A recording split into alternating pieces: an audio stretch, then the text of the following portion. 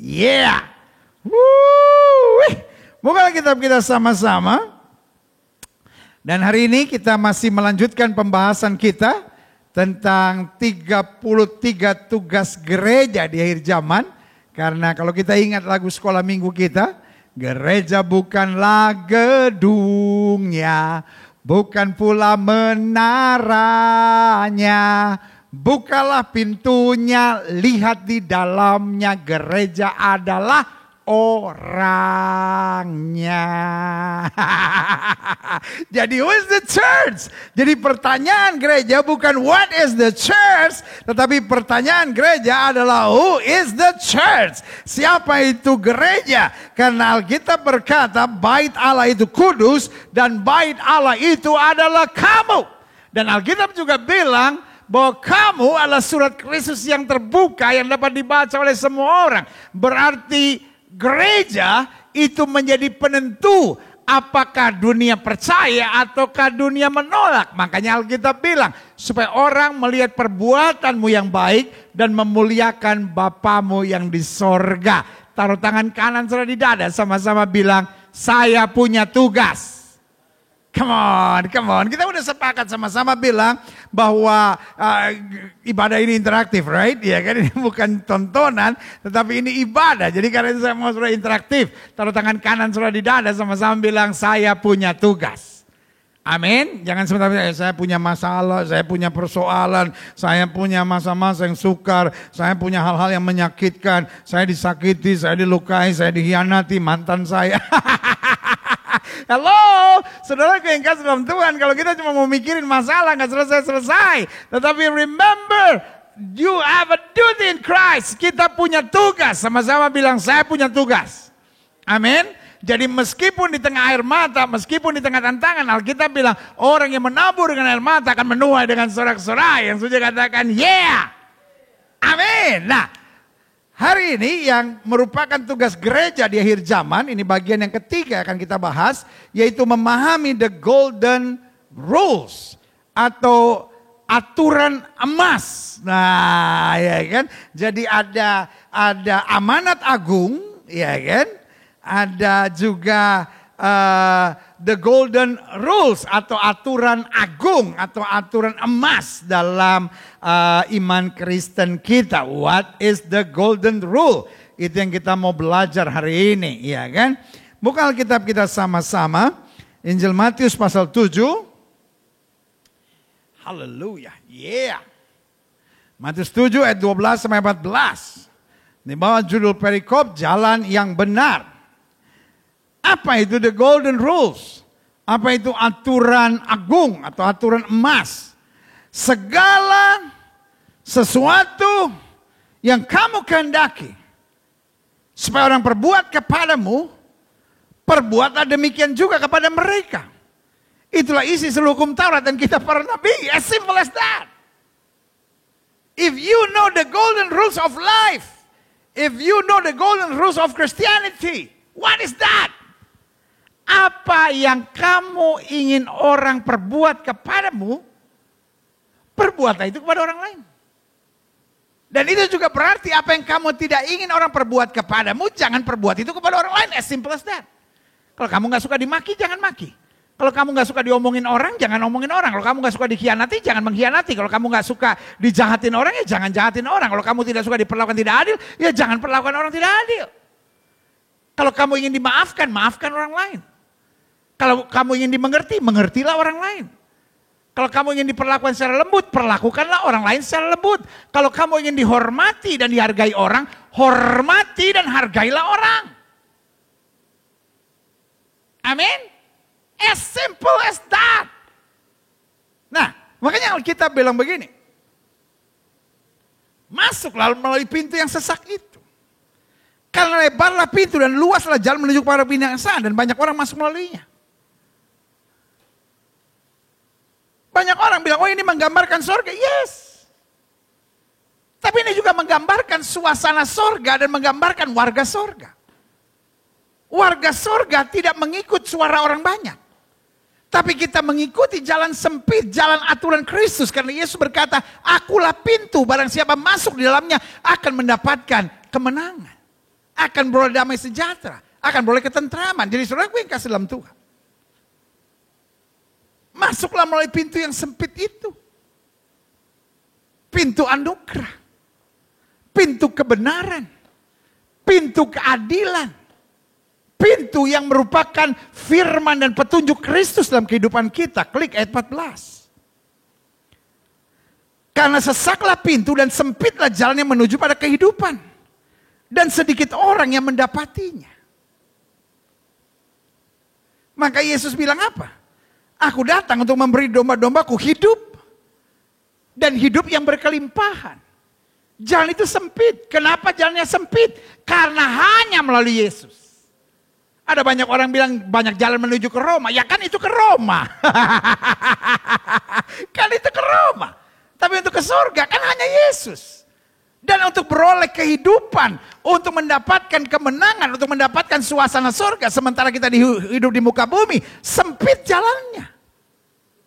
Karena hanya ada di dalam Kristus. Alkitab bilang kamu jangan miring ke kiri maupun miring ke kanan. Dan salah satunya yang paling penting yang harus kita ikuti adalah the golden rules. Dan ini mungkin gak umum buat banyak orang. Banyak orang bilang, loh, iya, saya sih gak mau diperlakukan kasar, tapi kalau orang udah nyakitin saya kasarin. Nah, hello. Itu namanya sembarangan. Itu namanya semau-maunya. Ada banyak suami mulutnya kasar, tetapi tidak mau diperlakukan kasar. Ada banyak istri kasar, tapi tidak mau diperlakukan kasar, mau menang sendiri. Itulah dunia di mana kita hidup. Tetapi sebaliknya, kalau kita diperlakukan kasar, jangan balas, karena itu aturan firman. Nah, makanya ini namanya jalan yang sempit. Mana yang kita mau pilih? Kita mau pilih jalan dunia, ujungnya kebinasaan. Mungkin puas. Mungkin orang takut sama saudara, mungkin orang segan sama saudara karena engkau menekan. Kan dunia ini sekarang disebut sebagai delom-parlom. Dunia ini disebut sebagai dunia hukum rimba. Yang kuat, yang mayoritas, yang punya duit, yang mampu, yang punya kekuatan, yang punya strategi lebih hebat, yang punya pertemanan lebih banyak, bisa berlaku semaunya dan seenaknya. Tetapi Alkitab ajarkan kepada kita, yang menyertai kita lebih banyak yang melawan daripada yang melawan kita. Karena Alkitab saya ingatkan, roh yang di dalam kita lebih besar dari roh yang alam dunia ini. Sehingga dengan yakin kita dapat katakan, kita lebih daripada orang yang menang. Karena Yesus yang mengasihi kita. Haleluya. Iha. Yeah. Yeah. Yes. Lihat selanjutnya. Klik. Hidup Kristen memiliki golden rules. Hidup Kristen memiliki aturan emas atau aturan agung. Dan intinya satu, apa yang kita ingin orang lain perbuat, perbuatlah terlebih dahulu pada orang lain. Intinya simple. Ya kalau dia buat baik sama saya berbuat baik. Itu kan prinsip dunia kan, menunggu. Tapi prinsip Kristen gak menunggu. Prinsip Kristen menabur dulu.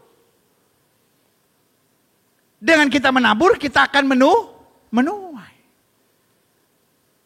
Orang jahatin kita tak berbuat baik karena kita melakukan apa yang kita ingin orang lain perbuat.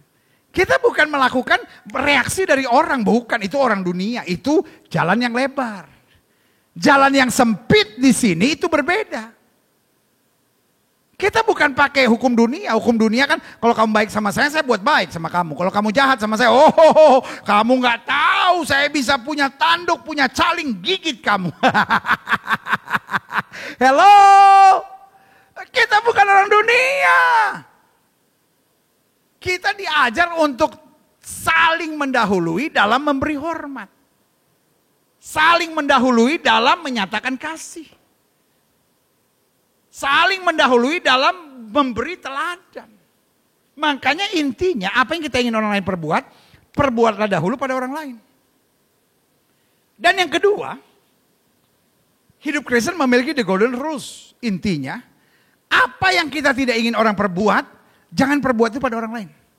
Kita seneng gak diomongin di belakang kita? Gak seneng kan? Jangan omongin orang di belakangnya.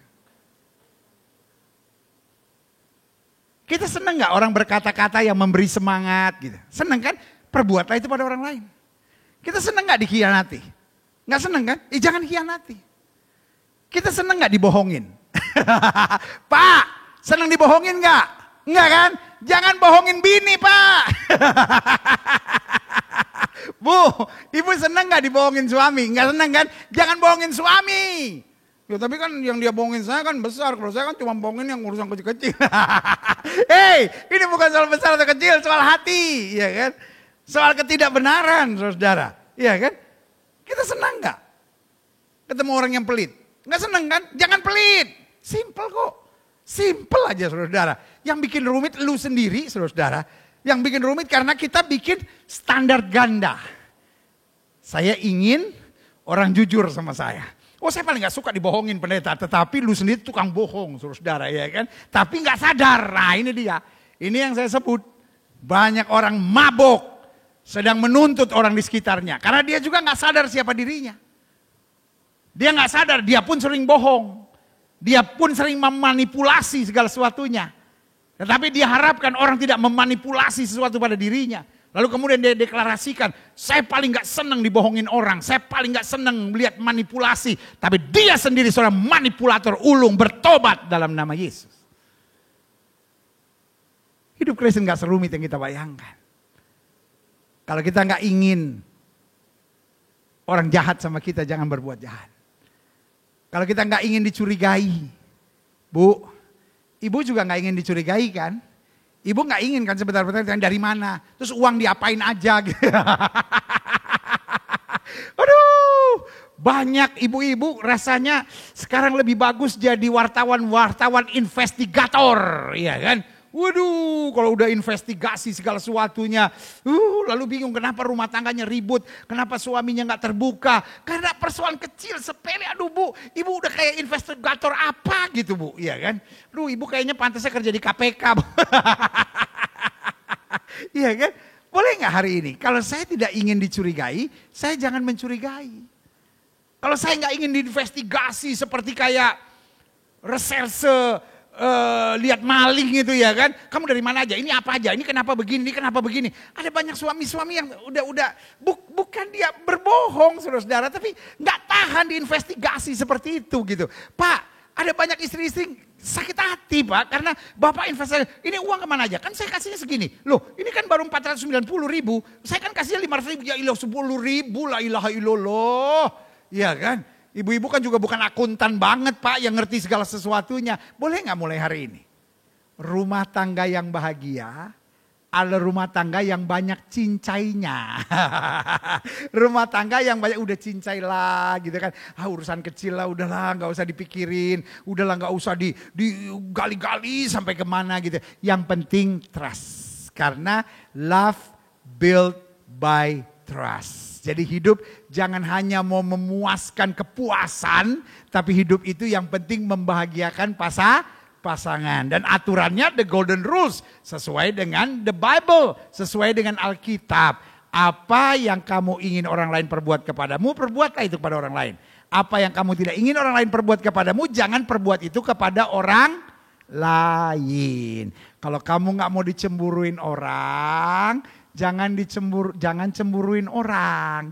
Kalau kamu nggak ingin, nggak diperhatikan, nggak dipedulikan, jangan juga tidak perhatikan dan tidak pedulian sama orang. Kalau kamu ingin diperlakukan romantis, mulailah berlaku romantis dulu, ya kan? Karena apa yang kamu mulai dengan sungguh-sungguh, apa yang kamu tabur, ingat ya, hukum dunia itu menanti.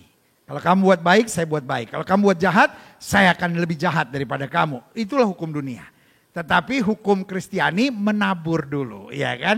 Nah, saya menabur dengan air mata, saya akan menuai dengan sorak-sorai. Nah, selanjutnya klik saya pelajari di sini. Intinya adalah dua hal penting. Keadilan dan kasih. Nah, ini dia. Klik. Alkitab penuh dengan firman-firman Tuhan yang mengajarkan kita dua hal penting ini yang bernama keadilan dan kasih. Contoh misalnya Lukas 11 ayat 42. Lukas 11 ayat 42 bilang begini, tetapi celakalah kamu, hai orang-orang Farisi, sebab kamu membayar persepuluhan dari selasih, ingu, dengan segala jenis sayuran, tapi, perhatikan ya. Tetapi kamu mengabaikan keadilan dan kasih Allah.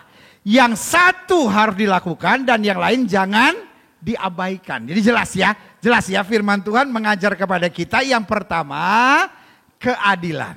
Iya kan? Belajar jadi orang yang adil. Adil itu saya dan kamu hukumnya sama. Iya kan? Jangan saya maunya begini. Kamu harus begini. Itu namanya tuan dan hamba. Itu jahat. Artinya ada roh penjajah dalam diri saudara. Itu tidak betul. Tetapi yang Tuhan ingin adalah keadilan dan kasih. Yang satu kamu lakukan, yang lain jangan kamu abaikan. Kita sudah bertobat. Kita sudah lahir baru, kita sudah dibaptis, kita sudah bayar perpuluhan, kita sudah dipenuhi dengan Roh Kudus, tapi kita hidup adil nggak?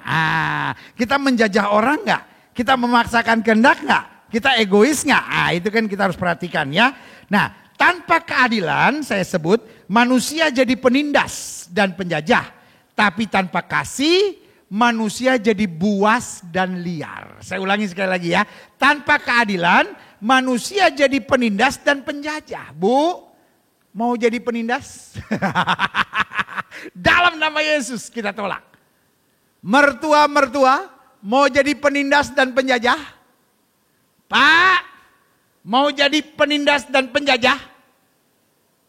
Saudara-saudara yang mungkin punya duit banyak, hamba-hamba Tuhan tertentu, yang merasa lebih pandai, lebih pintar, lebih kuat, lebih besar, lebih kaya, mau jadi penindas dan penjajah, atau tetap sadar kita hanya hamba. Yang dua hal ini tidak boleh kita abaikan, yaitu keadilan dan kasih. Tanpa keadilan manusia jadi penindas dan penjajah, tapi tanpa kasih manusia jadi buas dan liar. Yang Tuhan cari adalah anak-anak Tuhan yang tetap mengasihi. Yang Tuhan cari adalah anak-anak Tuhan yang tetap adil. Anak-anak Tuhan yang tetap mengerti apa yang aku tidak ingin orang perbuat kepadaku, aku juga tidak boleh perbuat kepada orang lain. Amin. Nah, berarti hidup Kristen menolak segala bentuk yang pertama keegoisan dan kearoganan. Ya, orang-orang egois dan orang-orang arogan. Kenapa sih kita egois? Kenapa sih kita arogan? Karena kita pikir kita lebih penting. Kita pikir kita lebih kaya. Kita pikir saya yang gak bayar gaji dia kan. Berarti saya bisa perlakuan seenaknya. Sorry untuk bilang itu cara kampungan. Itu cara kampungan Pak. Kalau engkau merasa engkau menggaji seseorang. Engkau merasa engkau lebih kaya. Engkau merasa engkau lebih besar. Engkau merasa engkau lebih mampu. Lalu bisa berlaku seenaknya. Saya beri nama engkau kampungan Pak. Roh di dalammu, roh iblis. Tapi sebagai hamba Allah saya hanya mau ingatkan buat saudara. Kalau kita bisa lebih itu kan karena anugerah Tuhan. Tetapi kita tetap harus menjaga yang bernama keadilan. Kita tetap harus menjaga yang bernama kasih. Yesus yang menyelamatkan kita. Pertanyaan saya, apakah dia berlaku egois? Apakah dia berlaku arogan? Apakah dia panggil Petrus, dia bilang, Petrus, kemari dong ngana. Ngana, bilang nyak kenal Pak kita, tampeleng pangana, plak. Lalu Petrus bilang, aduh Tuhan, ampun. Bahkan, untuk Yudas yang datang mengkhianatinya, Yesus bilang apa? Hai teman, untuk itukah engkau datang? Imam-imam kepala, orang-orang beragama, tapi yang punya hati munafik, punya hati busuk, dan siap bersaksi palsu terhadap Yesus. Petrus datang membawa pedang dan menganggap itu adil. Orang yang berkelakuan jahat seperti ini, dia harus menanggung akibatnya. Dia tarik pedang. Yesus bilang, sarungkan pedang. Orang yang hidup dengan pedang akan mati dengan pedang. Ini yang saya beri nama. Keadilan dan kasih. Yesus tidak ingin orang pakai pedang terhadap dirinya. Karena itu dia tidak membiarkan Petrus menggunakan pedang. Tapi sebaliknya ketika dia dipedangi melalui salib, apa jawabnya? Ampunilah mereka sebab mereka tidak tahu apa yang mereka perbuat. Itulah inti hidup Kristen. Siapapun saudara, engkau kayakah? Engkau hebatkah? Pencapaian-pencapaian dalam hidupmu luar biasa. Saya menghormati dan menghargai engkau untuk karya Allah yang luar biasa. Tapi tetap rendah hati. Tetap sadar kita hanya hamba. Tetap sadar bahwa semua yang kita punya dalam hidup ini adalah anugerah. Di setiap pertemuan hamba-hamba Tuhan dan para pendeta, saya selalu ingatkan. Tidak pernah dan jangan pernah pakai istilah hamba Tuhan besar dan hamba Tuhan kecil. Jangan pernah embel-embeli dengan istilah gereja besar, gereja kecil. Semua kita hanya hamba. Semua kita hanya pelayan-pelayan Kristus. Kalau orang Sumatera bilang kita ini hanya kacung kampret, saudara. Saya senang, kebetulan mama saya lahir di Padang sampai umur 12 tahun. Papa saya lahir di Palembang sampai usia 14 tahun. Jadi bahasa di rumah seringkali dipengaruhi oleh bahasa Sumatera. Makanan kita di rumah seringkali dipengaruhi dengan makanan Sumatera. Baik Palembang maupun Padang. Dan papa saya selalu paling marah. Dan mama saya paling marah kalau orang diperlakukan seenaknya. Dia bilang, emangnya kita seperti zaman dulu memperlakukan orang seperti kacung kampret. Kalau saya panggil mbak di rumah, dia akan teriak, mbak, hei emang dia kacung kampret? Saya juga gak tahu kenapa itu nama kacung kampret. Saudara, tapi kita di hadapan Tuhan ini kacung kampret, saudara. Kita hamba-hamba Tuhan yang tidak berguna. Tuhan bisa pakai apa saja yang Tuhan mau. Tapi kalau Tuhan pilih kita, itu anugerah.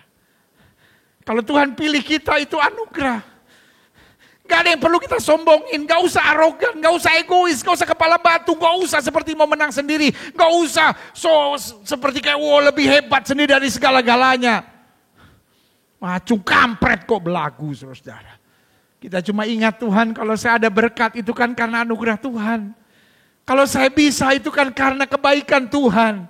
Kalau saya tiba pada posisi seperti hari ini, itu semata-mata karena rahmat yang sempurna yang boleh tercurah di atas kayu salib. Yesus lunasi segalanya supaya saya dapat menikmati segalanya.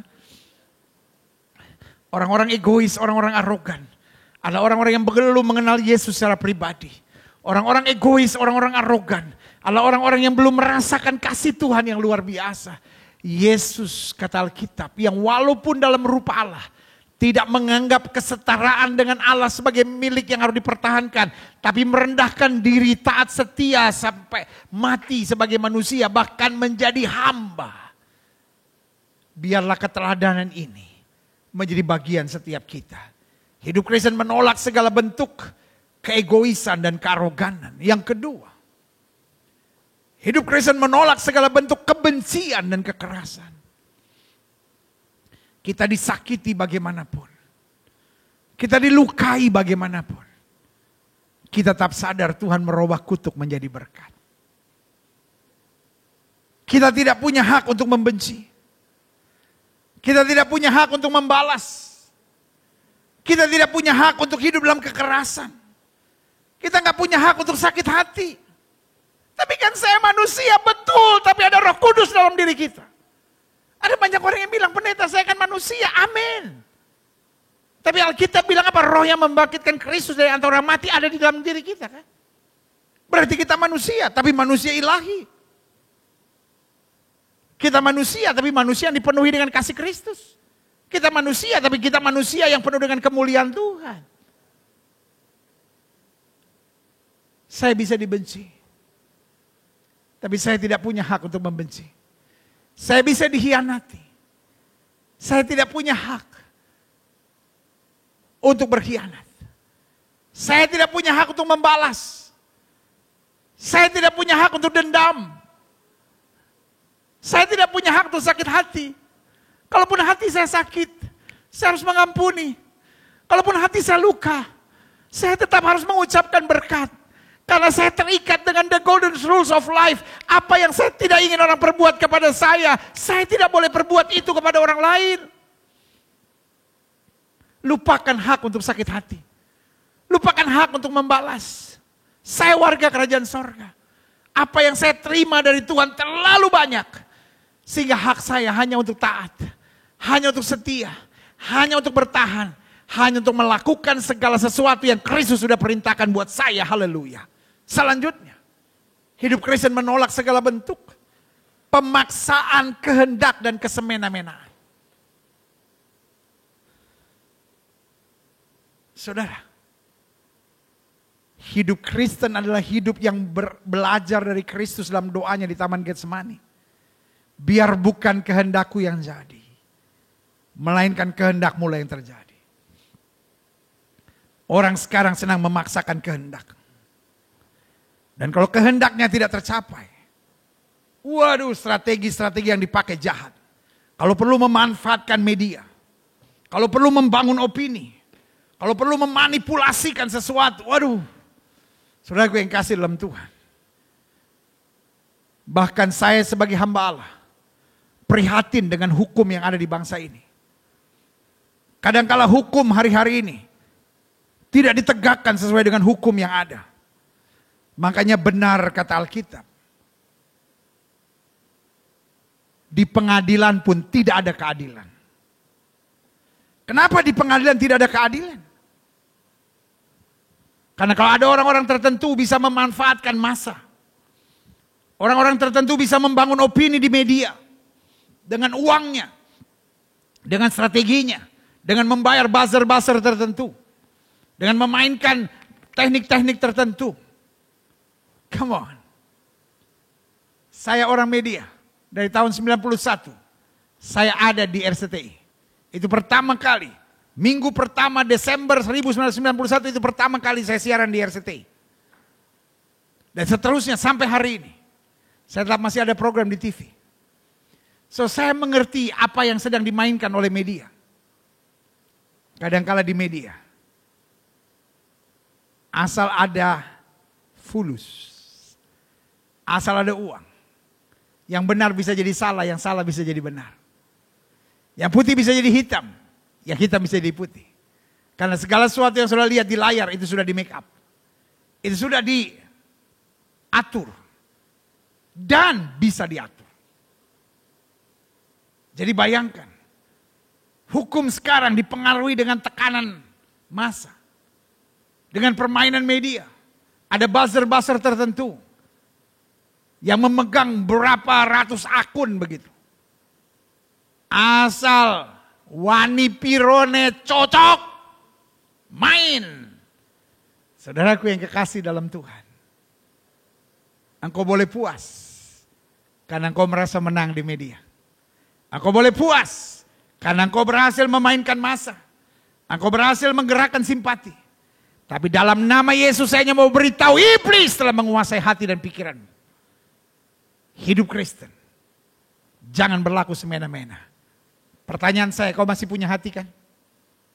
Hei! Saya ngomong dalam nama Yesus. Kau masih punya hati kan? Masihkah kau takut sama Tuhan?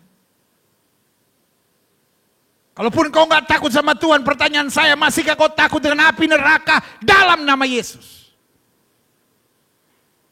Ada banyak suami yang sedang memainkan psikologi massa ini, psikologi media ini. Sedang memainkan, istri-istri memainkan ini. Kelompok-kelompok tertentu memainkan ini. Mungkin kau bisa paksa kehendakmu sampai jadi, hebat. Orang dunia bilang. Kau pemenangnya, kau juaranya. Pertanyaan saya, kau bisa berdiri di hadapan tahta Kristus dengan benar? Yesus bilang, enyah dari hadapanku. Hai kamu pembuat kejahatan. Pemaksaan kehendak. Tindakan semena-mena akan berhadapan dengan pengadilan Kristus. I love you. Saya mengasihi saudara. Karena saya ngomong keras hari ini. Hanya untuk mengingatkan saudara. Kenapa kita gak belajar untuk berkata, Tuhan, kalau yang saya inginkan bukan dari Tuhan, singkirkan. Walaupun saya akan kalah. Walaupun saya ditertawakan. Walaupun saya dianggap lemah. Tapi saya melakukan yang benar. Maka saya mendapat reward, saya mendapat penghargaan dari sorga. Saya diangkat dalam kemuliaan yang luar biasa. Yang setuju katakan amin. Saya memilih untuk dianggap lemah. Saya memilih untuk dianggap bodoh. Saya memilih untuk dianggap kalah. Saya memilih untuk ditertawakan oleh dunia. Tapi Yesus memeluk saya dan berkata, engkau hambaku yang baik dan setia. Engkau telah melakukan yang terbaik. Aku menyertai engkau sampai kesudahan alam. Buat apa saya dianggap hebat? Buat apa saya dianggap pemenang? Buat apa saya mendapat simpati massa? Tapi saya dimuntahkan oleh Tuhan. Hari ini sebagai hamba Allah saya ingatkan saudara. Keadilan dan kasih. Itu menjadi jantung dari the golden rules of Christianity. Hidup Kristen menolak segala bentuk keegoisan dan kearoganan. Hidup Kristen menolak segala bentuk kebencian dan kekerasan. Hidup Kristen menolak segala bentuk pemaksaan kehendak dan kesemena-menaan. Dan selanjutnya, hidup Kristen menolak segala bentuk kejahatan dan kecurangan. Karena kita nggak ingin dijahati, kita nggak ingin dicurangi. Karena itu kita tidak berlaku jahat. Dan kita tidak berlaku curang. Ada banyak orang, demi supaya untung, demi supaya puas, demi supaya senang, demi supaya apa yang menjadi harapannya bisa tercapai. Dia melakukan tindakan-tindakan dan keputusan yang jahat dan curang. You know, engkau tahu saya sedang ngomong sama saudara. Yes, engkau sangat tahu saya sedang ngomong sama saudara. Roh Kudus sedang ngomong sama saudara. Bahwa saya sedang bicara sama saudara. Pak, ada jalanmu yang jahat dan curang. Saya nggak bisa detailkan apa, tapi engkau tahu Roh Kudus sedang bicara sama engkau. Adik-adik muda, engkau tahu bahwa saya sedang bicara, langkahmu jahat dan curang. Ibu, langkahmu ada jahat dan curang. Para pengusaha dan sorry, rekan-rekanku hamba-hamba Tuhan, rekan sejawat yang saya hormati, saya hargai dalam kasih Tuhan. Karena mungkin sudah juga mendoakan saya. Tapi saya harus jujur bilang, ada langkahmu yang jahat dan curang. Dan sebagai sahabat, sebagai rekan yang sayang sama saudara, I have to tell you the truth. Kalau engkau nggak lepaskan diri dari kejahatan dan kecuranganmu, engkau pun akan dimuntahkan dan dibinasakan oleh Tuhan. Karena bukan orang yang berseru Tuhan, Tuhan yang akan dapat masuk dalam kerajaan surga. Tapi setiap mereka yang melakukan setiap kehendaknya, setuju katakan saya siap. Haleluya. Selanjutnya, yang terakhir. Dalam memahami the golden rules, kita memahami ukuran hidup kita yang pertama. Bukan perasaan. Tapi saya rasa-rasa ya pendeta udah gak kuat. Kalau rasa-rasa itu bukan pelayanan, itu bukan kehendak Tuhan, itu bukan iman. Kalau rasa-rasa itu nasi goreng, saudara. Kalau makan nasi goreng betul. Aduh ini kasinan nih. Aduh kepedesan, ya kan? Gado-gado betul. Aduh perasaan nih kayak sayurnya udah lama nih. Tapi hidup Kristen bukan perasaan. Tapi kehendak Tuhan. Walaupun perasaan saya sakit. Yesus bilang apa? Hatiku sangat sedih. Seperti mau mati rasanya.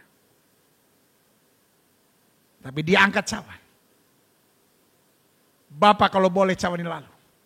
Tapi biar bukan kehendakku yang jadi, melainkan kehendakmu yang terjadi. Soal kehendak. Bukan soal perasaan. Saya gak bisa ngampunin dia. Sakit hati saya. Saya gak bisa bertahan dalam rumah tangga saya. Saya udah diinjak-injak. Kita sibuk dengan perasaan kita. Saya sayang sih sama dia pendeta. Saya sih tahu dia tidak seiman tapi sayang. Perasaan kan. Pada kehendak Tuhan udah jelas. Gelap dan terang tidak bisa bersatu.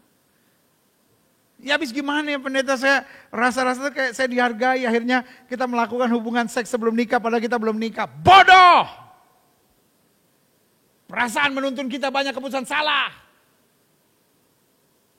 Perasaan banyak membuat kita mengambil keputusan-keputusan yang bertentangan dengan firman Tuhan.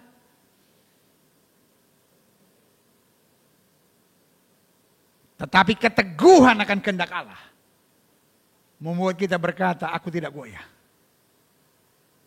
Sampai Daud bilang apa? Sekalipun ayahku dan ibuku meninggalkan aku, artinya perasaanku hancur. Tapi Tuhan menyambut aku. Melewati lembah kekelaman, artinya apa? Perasaanku takut. Tapi dia bilang apa? Aku tidak takut bahaya. Gadamu dan tongkatmu menjadi penghiburan buat aku. Waktu Daud harus menghadapi Goliat, dia bilang apa? Kau boleh mendatangi aku dengan pedang, tombak, dan lembing. Artinya secara perasaan aku goyah. Tetapi aku datangi kau dengan nama Tuhan semesta alam. Artinya aku tetap pegang kehendak Tuhan. Selama yang kita pegang adalah kehendak Tuhan. Kita dapat berkata, langit dan bumi boleh lenyap. Tapi firman Allah, kehendak Tuhan, tetap aku pertahankan dalam hidupku. Yang setuju katakan, haleluya. Yang kedua, dalam the golden rules of life, of Christianity, kita memahami ukuran hidup kita bukanlah apa yang orang katakan. Namun apa yang firman Tuhan katakan. Kalau apa yang orang katakan capek, saudara. Kalau apa yang orang katakan stres. Kalau ikutin apa yang orang katakan, lama-lama kita bingung. Iya kan? Jadi kalau hari ini sudah bingung, sudah stres, sudah capek, sudah jenuh, saya khawatir lu kebanyakan dengar omongan orang. Kalau saudara udah bingung seperti itu, nyanyi aja. Hidupku hanya ditentukan oleh perkataanmu. Amin. Kalau Tuhan bilang jadi, pasti jadi. Kalau Tuhan bilang kuat, pasti kuat. Kalau Tuhan bilang aku menyertai engkau sampai kesudahan alam, dia pasti menyertai kita. Kalau Tuhan bilang satu orang bertobat, seluruh rumah tangga akan diselamatkan, itu pasti terjadi. Kalau Alkitab katakan bersama Yesus kita cakap menanggung segala perkara, itu yang terjadi. Tergantung kita. Ada 4 suara. Suara yang pertama, suara orang banyak. Suara yang kedua, suara diri kita sendiri. Suara yang ketiga adalah suara setan. Dan ketiga hal ini seringkali sangat berhubungan. Tapi yang keempat, ini yang saya bilang the best voice ever. Suara yang terbaik adalah suara Tuhan. Jangan hanya ikuti suara kata hati. Jangan hanya ikuti suara orang banyak. Dan hati-hati dengan suara setan. Karena iblis pun menyamar sebagai malaikat terang. Iya kan? Kadang-kala ada suara yang bilang begini. Suami kamu gak mungkin bisa bertobat. Pertanyaan saya, itu suara Tuhan atau suara setan? Atau suara hati? Suara setan. Intinya segala sesuatu yang bertentangan dengan firman Tuhan, itu adalah suara setan. Alkitab kan bilang, oleh bilurnya kamu yang percaya disembuhkan. Kalau ada suara yang tiba-tiba berkata, saya gak mungkin sembuh, saya gak mungkin sembuh. Itu kan suara setan. Alkitab bilang kok, oleh bilur-bilur Yesus kamu yang percaya sudah disembuhkan. Sudah disembuhkan. Oh, doa saya gak dijawab. Loh, Alkitab bilang berserulah kepadaku maka aku akan menyaut kepadamu. Iya kan? Oh, saya gak bisa dong ngalah-ngalah aja sabar. Loh, Alkitab bilang. Di dalam tetap tenang tinggal percaya, di situ terletak kekuatanmu. Mulai hari ini ingat. Ada suara hati. Suara diri ini. Ya kan? Yang kadang-kadang dipengaruhi suara orang banyak dan suara setan. Lalu yang kedua ada suara orang banyak. Dan yang ketiga ada suara setan. Tapi suara yang tetap harus kita ikuti.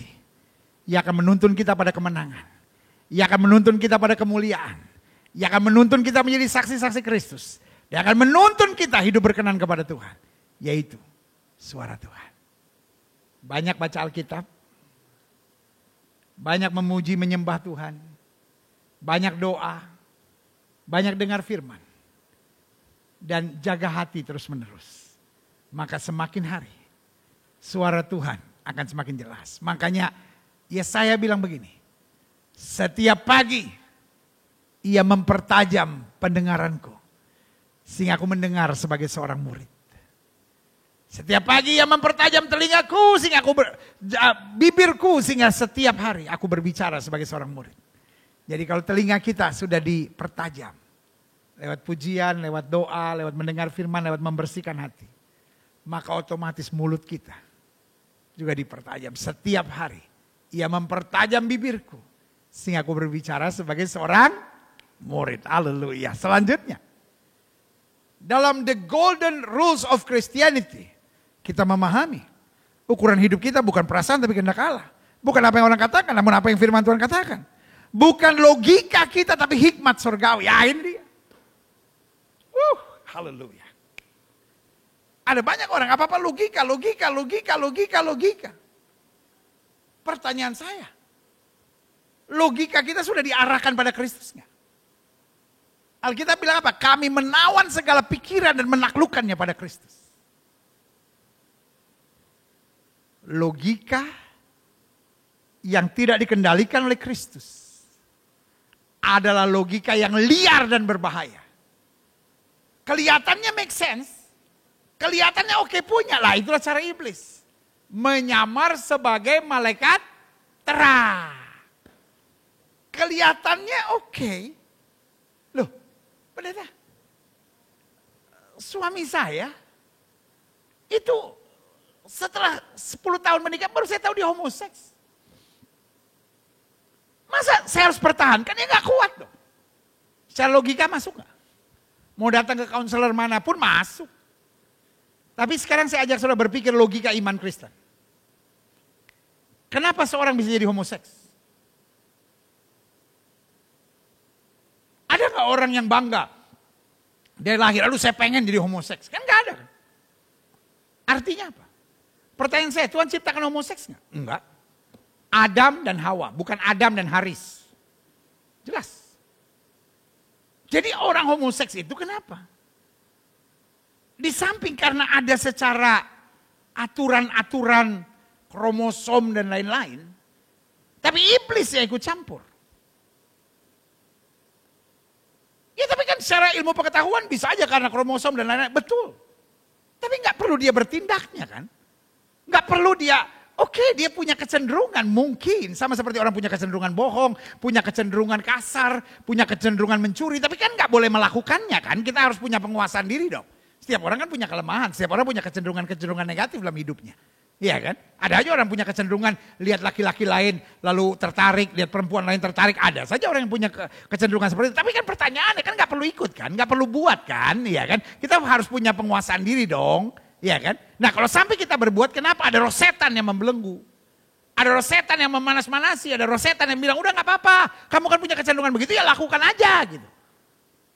Kenapa kalau kita punya kecenderungan mau pukul, mau marah, mau kasar, harus kita rem. Tapi kalau kita punya kecenderungan homoseks harus kita lepaskan. Kita punya kecenderungan lesbian harus kita lepaskan. Itu setan sudah berkuasa. Sorry dalam nama Yesus. Karena saya mencintai saudara. Saya harus ngomong kebenarannya. Nah kalau suami sudah dirasuk setan, engkau istrinya, istri adalah penolong, tugasnya kita apa? Doain dong. Kita bisa udah doa capek, lu jangan capek karena engkau capek doa. Ini adalah peperangan rohani. Engkau pasti menang kok. Pasti menang. Ketika kita punya pikiran sudah dikendalikan oleh Kristus. Maka kita akan bertindak dalam hikmat surgawi. Bukan juga sembarang. Pokoknya saya percaya. Bukan juga. Kita juga harus ada konsultasi sama orang yang rohani. Kita juga harus minta hikmat Tuhan. Kita bertindak. Ya kan? Kita tahu cara-caranya. Kita tahu langkah-langkahnya. Dan tepat pada waktu Tuhan. Mujizat pasti terjadi. Iman itu bukan nekat. Iman itu minta hikmat. Iman itu minta bimbingan. Iman itu ngobrol sama orang-orang yang berpengetahuan. Orang-orang yang ahli. Orang-orang yang memang bergerak dalam bidangnya dalam takut akan Tuhan. Maka ada sesuatu yang luar biasa yang Tuhan nyatakan. Karena permulaan hikmat adalah takut akan Tuhan. Haleluya. Klik. Yang terakhir. Saya undang pemain musik maju ke depan. Dalam the golden rules of Christianity. Kita memahami. Ukuran hidup kita yang pertama bukanlah perasaan tapi kehendak Allah.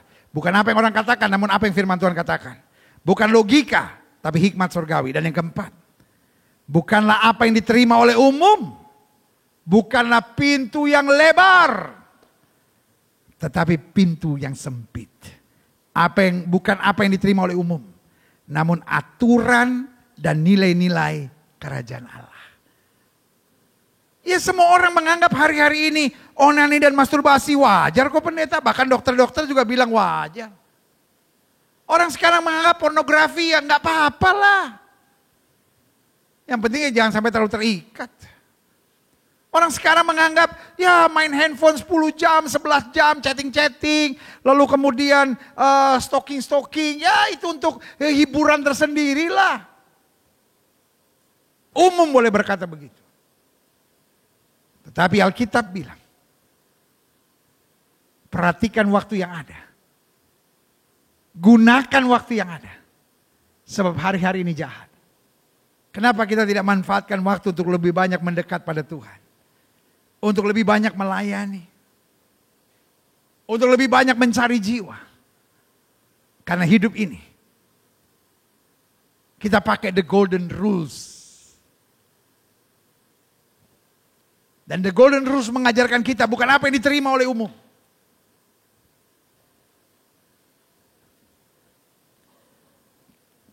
Tapi apa yang ada dalam aturan. Dan nilai-nilai kerajaan sorga. Kita bukan sekedar orang Kristen. Tapi kita warga kerajaan sorga. Dan tugas kita sebagai gereja, hukumnya simpel kok. The golden rules of Christianity. Apa yang kamu ingin orang lain perbuat kepadamu, perbuatlah itu kepada orang lain. Dan apa yang kamu tidak ingin perbuat kepada orang lain. Kamu yang tidak ingin diperbuat orang lain pada dirimu, janganlah perbuat itu kepada orang lain. Amin. Setiap mata terpejam. Setiap kepala tertunduk. Setiap hati terangkat pada Tuhan.